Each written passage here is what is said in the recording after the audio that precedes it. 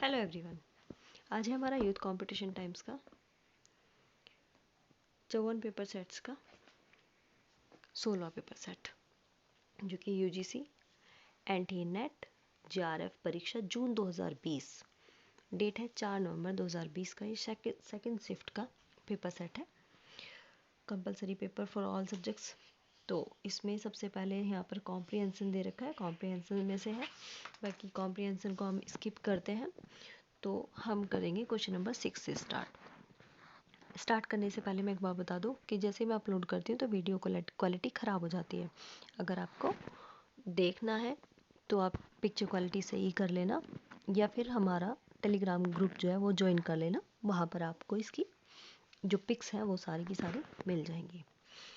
ठीक है, स्टार्ट करते हैं। क्वेश्चन नंबर 1 नहीं 6, क्वेश्चन नंबर 6 से ये है, शिक्षण का कौन सा स्तर ब्लूम के वर्गीकरण विज्ञान यथा निर्दिष्ट संज्ञानात्मक योग्यता का प्रयोग करता है। तो ये अभी लास्ट वाला जो पेपर सेट किया था हमने, उसमें भी था सेम टू सेम ब्लूम का वर्गीकरण जब पूछा था। तो इसका आंसर होगा विमर्शी स्तर। ब्लूम के वर्गीकरण विज्ञान 3 मॉडलों का एक समूह है जिसका उपयोग सीखने के उद्देश्य को 3 अलग अलग डोमेन संज्ञानात्मक, भावात्मक और मनोगत्यात्मक में स्पष्ट करने के लिए किया जाता है। शिक्षण का विमर्शी स्तर ब्लूम के वर्गीकरण विज्ञान में यथा निर्दिष्ट संज्ञानात्मक योग्यता का प्रयोग करता है।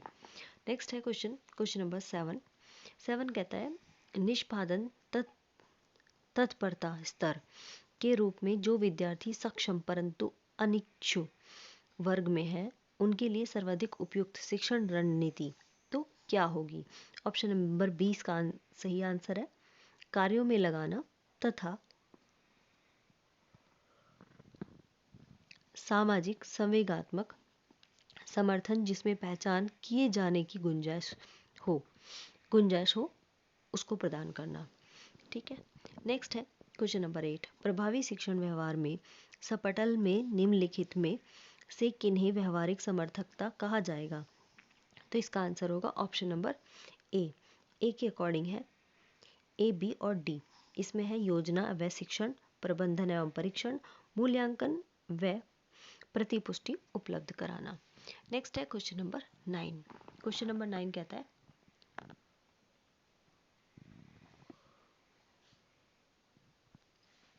कथन 1 और कथन 2 के बारे में। तो कथन 1 और कथन 2 को देखते हैं। कक्षा मूल्यांकन में शिक्षक को ज्ञात होता है कि विद्यार्थियों के अंकों का वितरण सकारात्मक रूप से विषम है, अतः अंकों का माध्यिका से अधिक होगा और माध्यिका मान बहुलक से अधिक होगी। ठीक है, बिल्कुल सही। फिर है स्टेटमेंट सेकंड, जब विद्यार्थियों को अंकों का वितरण सामान्य पाया जाता है तो केंद्रीय प्रवृत्ति के सभी तीनों का मान एक ही होता है। तो ये भी स्टेटमेंट कहीं ना कहीं बिल्कुल सही है, माध्य, माध्यिका और बहुलक। फिर है क्वेश्चन नंबर 10, इसमें है अभिकथन और तर्क।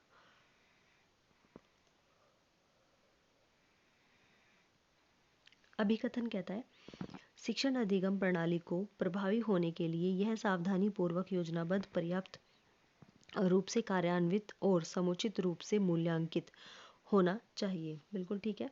फिर है शिक्षण अधिगम प्रणाली की प्रभावकता शिक्षा के सभी स्तरों के लिए पूर्वापेक्षित है। तो ये दोनों ही सही और सही व्याख्या है।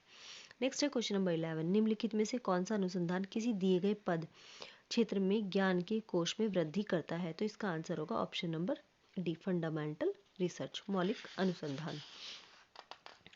कि अनुसंधान किसी दिए गए क्षेत्र में ज्ञान के कोश में वृद्धि करता है।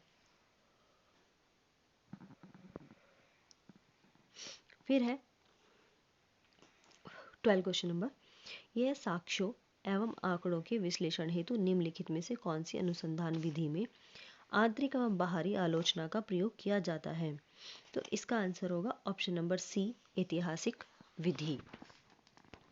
नेक्स्ट है क्वेश्चन नंबर 13। क्वेश्चन नंबर 13 कहता है कि गुणात्मक अनुसंधान के प्रमुख लक्षणों की पहचान कीजिए। गुणात्मक अनुसंधान के प्रमुख लक्षणों की पहचान कीजिए। तो इसका आंसर होगा ऑप्शन नंबर ए। ए के अकॉर्डिंग होगा ए, सी और डी।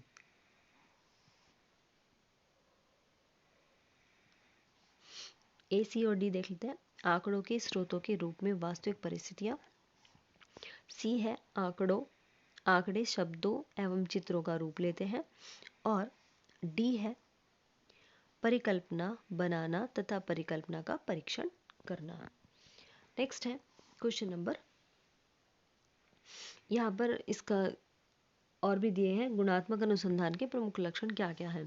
तो यहाँ है वास्तविक परिस्थितियाँ आंकड़ों के स्रोत के रूप में काम आती हैं। आंकड़ों को शब्दों एवं चित्रों के माध्यम से एकत्रित किया जाता है।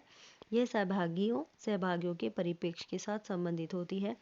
यह आंकड़ों अथवा समंक केंद्रित नहीं होती। यह गुणों, चरित्रों, व्यवहार जैसे अमूर्त चीज़ों के अध्ययन में प्रयुक्त की जाती है। यह लचीली होती है, अर्थात शोधकर्ता के किसी नियमों के समुच्चय में बांधकर शोध कार्य नहीं करना पड़ता। शोध की आवश्यकता के अनुसार वह शोध संरचना में फेरबदल कर सकता है। ठीक है, ये थे गुणात्मक अनुसंधान के लक्षण। नेक्स्ट है क्वेश्चन नंबर 14। यह स्टेटमेंट 1 और स्टेटमेंट 2। अनुसंधान में समग्र का अभिप्राय है अध्ययन हेतु लिए गए विषय में संबंधित सुपरिभाषित समुच्चय। ठीक है, और सेकंड क्या कहता है, प्रतिदर्श एवं उप समुच्चय है जिसे उसको निरूपित करने के लिए एक परिभाषित समग्र से लिया जाता है। तो ये भी सही है। नेक्स्ट है क्वेश्चन नंबर 15। अभिकथन और कारण फिर से ये है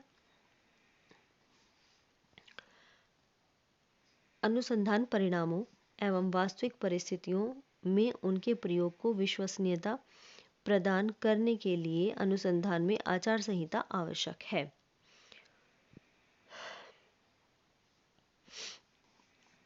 तो ये ट्रू है, सही है। और तर्क क्या कहता है, अनुसंधान में आईसीटी का अनुप्रयोग अनुसंधान परिणामों की विश्वसनीयता को सुनिश्चित करता है। तो ये गलत है, ऐसा नहीं है। Question number 16। क्वेश्चन नंबर 16 कहता है कि संप्रेषण में संकेतों की तत्कालिकता निर्भर करती है किसी के ऑप्शन नंबर बी सांस्कृतिक पृष्ठभूमि पर, किसी की सांस्कृतिक पृष्ठभूमि पर। नंबर 17 है शैक्षणिक संप्रेषण में सुधार करने के लिए निम्नलिखित कौन सी विधियां सहायक होती हैं। निम्नलिखित कौन सी विधियां सहायक होती हैं। तो इसका आंसर होगा ऑप्शन नंबर सी के अकॉर्डिंग संप्रेषण दक्षता व्यक्तिक छात्रों का परीक्षण। फिर है सूचना की बहुत अधिक उत्पत्ति को सीमित करना। और ऑप्शन नंबर ई होगा इसमें सांस्कृतिक प्रतीकों के प्रयोग में समरूपता का चयन करना। अगर किसी को स्पीड स्लो लग रही है तो अपनी स्पीड तेज़ कर लेना। सब कुछ आपके हाथ में है, पूरा रिमोट कंट्रोल।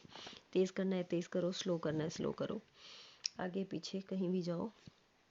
नेक्स्ट है क्वेश्चन 18। ये है अभिकथन और फिर से तर्क। हाँ, मौखिक संप्रेषण तत्काल में होता है, बिल्कुल। फिर क्या है तर्क, क्योंकि यह विभिन्न अंतरालों में दृष्टिगोचर होता है इसलिए अपनी प्रकृति में लिखित संप्रेषण समकालिक होता है। ये गलत है। नेक्स्ट है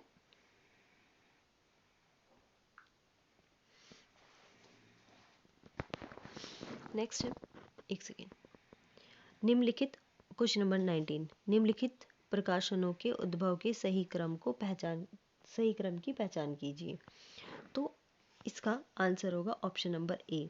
ऑप्शन नंबर ए के अकॉर्डिंग इसका सही क्रम होगा समाचार नोट्स, समाचार पुस्तकें, आदर्श समाचार पत्र, पत्रिकाएं और बॉन्ड शीट्स। समाचार नोट्स, कोई भी समाचार हमें मिला उसका हमने नोट्स बनाया, फिर समाचार से पुस्तकें और आदर्श समाचार पत्र हुआ, उसके बाद पत्रिकाएं और बॉन्ड शीट। ठीक है, इस तरह से इनका उद्भव हुआ। नेक्स्ट है क्वेश्चन नंबर 20। Question number 20। 20 क्या कहता है, सूची 1 को सूची 2 से मिलाना है। तो इसमें क्या मिलाना है, systems of communication and focused elements,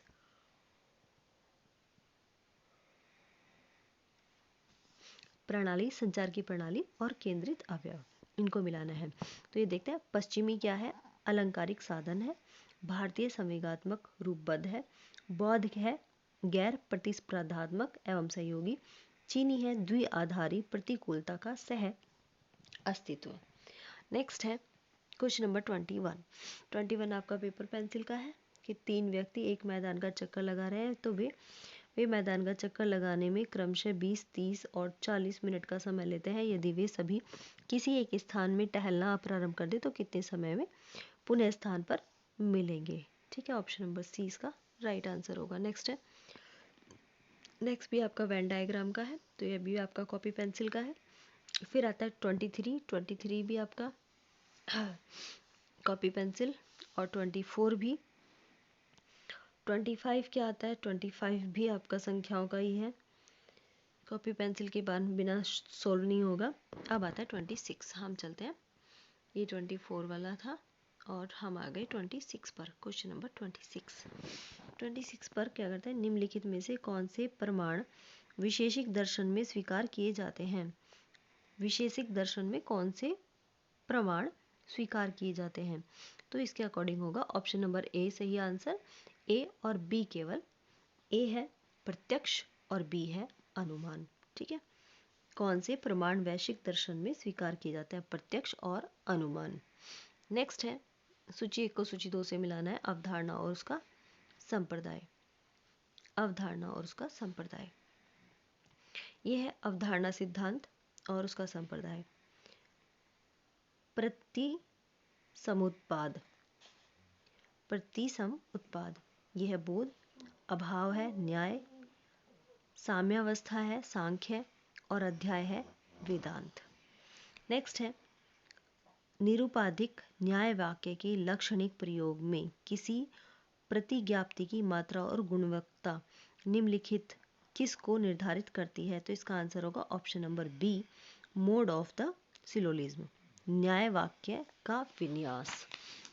next है क्वेश्चन नंबर 29, सूची 1 को सूची 2 से मिलाना है। सूची 1 है संकल्पनाएं और दूसरी है उसके दार्शनिक। सही आंसर की ओर चलते हैं, घटना एवं परासत्ता, ये कॉम्ट की है। संभावना और वास्तविक होना, ये अरस्तु का है। मन एवं शरीर द्वैतवाद, ये डेस्कार्ट्स का है। और प्राथमिक एवं गौण गुण, ये लॉक का है। ठीक है,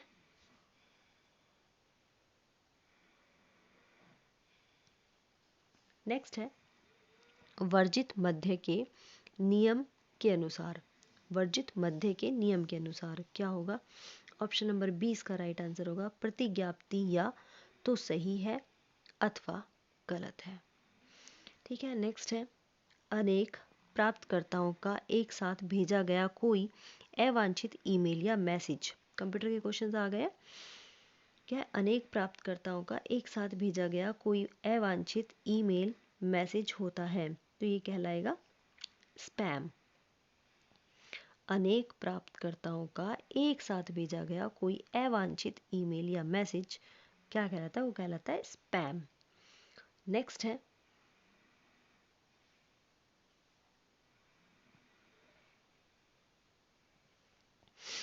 एक सेकेंड, नेक्स्ट होगा क्वेश्चन नंबर 32, कथन 1 और कथन 2, स्टेटमेंट 1 और स्टेटमेंट 2। क्या कहते हैं स्टेटमेंट, ऑपरेटर विशेष प्रतीक होते हैं जिनका प्रयोग परिकलन करने, तुलना करने और तार्किक स्थितियों की जांच करने के लिए किया जाता है। तो ये स्टेटमेंट बिल्कुल सही है। फिर क्या है, रिलेशनल ऑपरेटरों का प्रयोग अंकगणितीय संक्रियता अर्थमेटिक ऑपरेशन के लिए किया जाता है, तो ये गलत है। कंप्यूटर में संचालन का कार्य जो दिए गए काम को पूरा करता है, अतः ऑपरेटर को संचालन में सहायता करता है। संगणन तुलना करने में और तार्किक स्थिति की जांच करने में विशेष प्रकार के प्रतीक होते हैं और रिलेशनल ऑपरेटरों का प्रयोग केवल तुलना करने में किया जाता है। नेक्स्ट है क्वेश्चन नंबर 33। क्वेश्चन नंबर 33 कहता है स्टेटमेंट 1 और स्टेटमेंट 2 है। ये क्या है?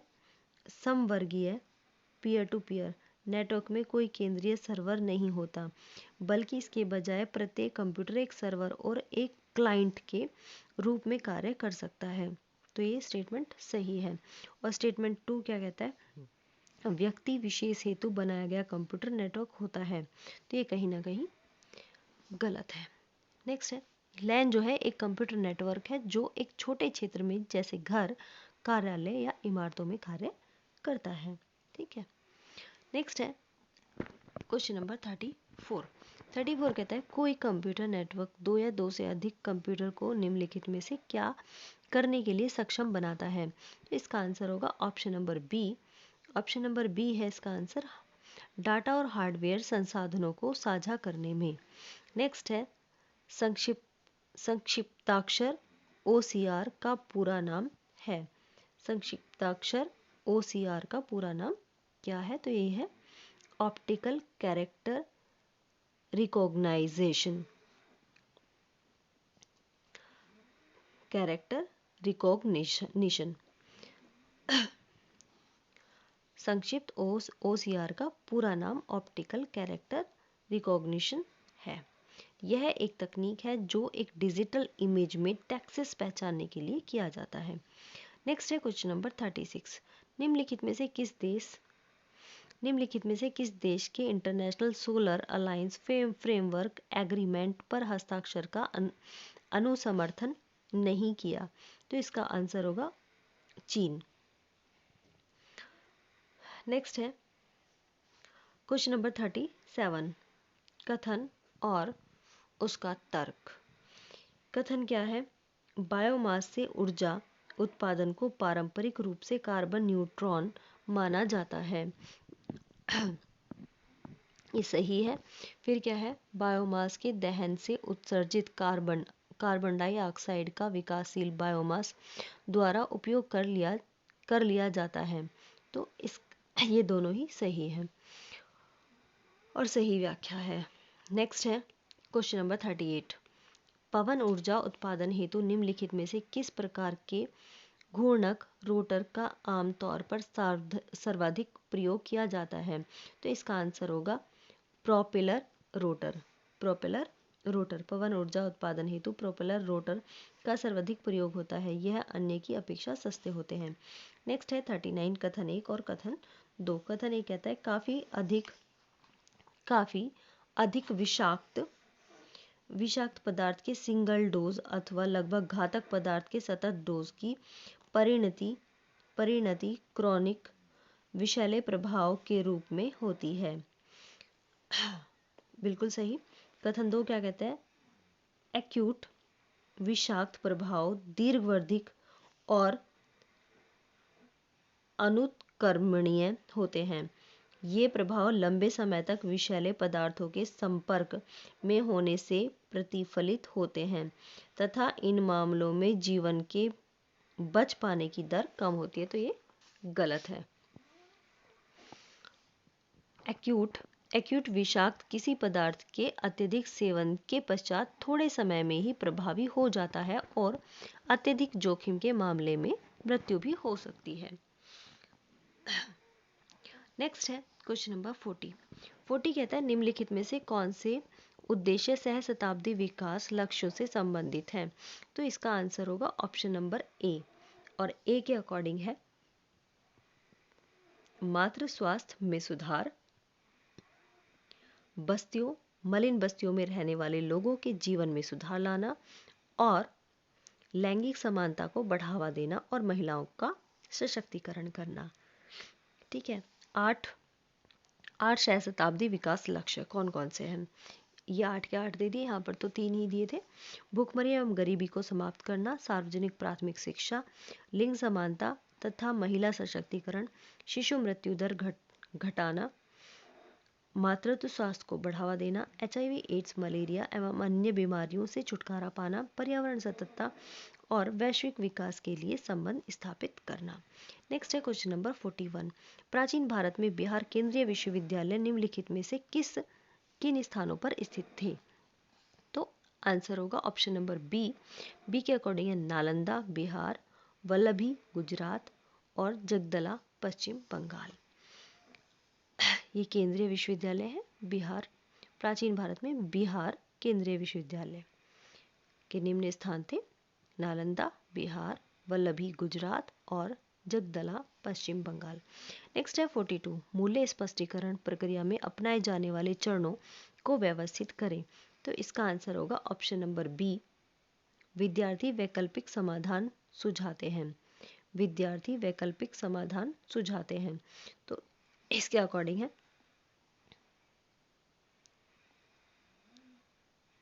Option number B.